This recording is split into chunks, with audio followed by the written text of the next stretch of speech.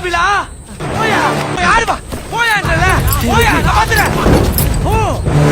ஓ வெற்றி, நீ சரியான நேரத்துல உதவி பண்ணி கபிலனை ஆட வைக்கலாம் ட்ரை பண்ற. ஆனா இப்ப கபிலை ஆடணுமே.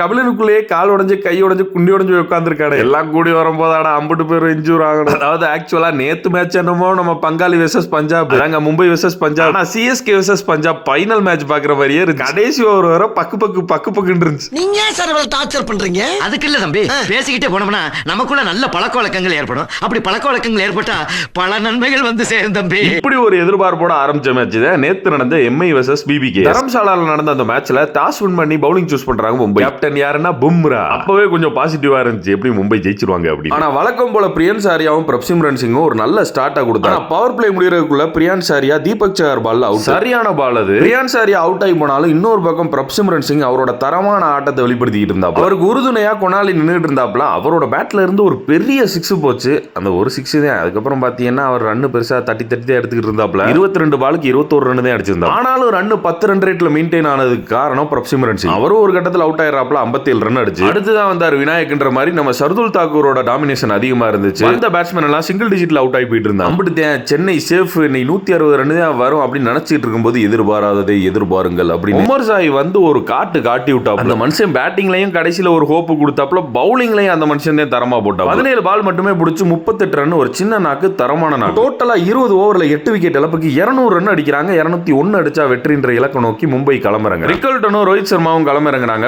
பவர் பிளேயை நான் பாத்துக்கிறேன்னு ரிக்கல்டன் வச்சு செதுக்கி விட்டா. இன்னொரு பக்கம் ரோஹித் சர்மா சங்கீதேஸ்வரங்கள் அப்படின்னு வந்துக்கு இருந்தா. பவர் பிளே முடிஞ்சதும் ரிக்கல்டனோட ஆட்டமும் முடிஞ்சிருச்சு. உமர் சாய் கிளப்பி விட்டாப்ல. அதுக்கப்புறம் அந்த நமன் தீரம் அவுட் ஆகி போயிட்டாப்ல. அதுக்கப்புறம் ரோஹித் சர்மாவும் அவுட். சோலி முடிஞ்சிடா இன்னைக்கு. மும்பையும் அவுட், சிஎஸ்கேவோட கனவும் உடஞ்சிருச்சுன்னு நினைச்சுக்கிட்டு இருக்கும்போது என்ன இரு நான் தான் இருக்கேன்ல அப்படின்னு வந்தாப்ல திலக் வர்மா. 33 பாலுக்கு 75 ரன். இடையில ரூதர்ஃபோர்ட் வந்தாப்ல. அவர் பேட்ல இருந்து பிக் ஷாட்ஸ் எதிர்பார்த்தோம், ஆனா கிடைக்கல. ஆனா வில் ஜாக்ஸ் அதுக்கு பதிலா வந்து அவரும் திலக் வர்மாவும் சேர்ந்து, அவரும் திலக் வர்மான்னு சொல்றதை விட திலக் வர்மாவும் அவரும் சேர்ந்து சடார்னு அடிச்சு கடைசி ஓவர்ல 2 சிக்ஸ் அடிச்சு முடிச்சு விடுறாப்ல திலக் வர்மா. அப்பத்தே சிஎஸ்கே ஃபேன்ஸ்க்கு தொங்கிட்டு இருந்த கொஞ்சம் உயிர் வந்திருக்கு. மும்பைக்கு ஒரு அபார வெற்றி, பஞ்சாபுக்கு 5வது தொடர் தோல்வி. நான் எதிர்பார்த்தது இந்த தடவை இப்பதான் நீங்க செஞ்சிருக்கீங்க.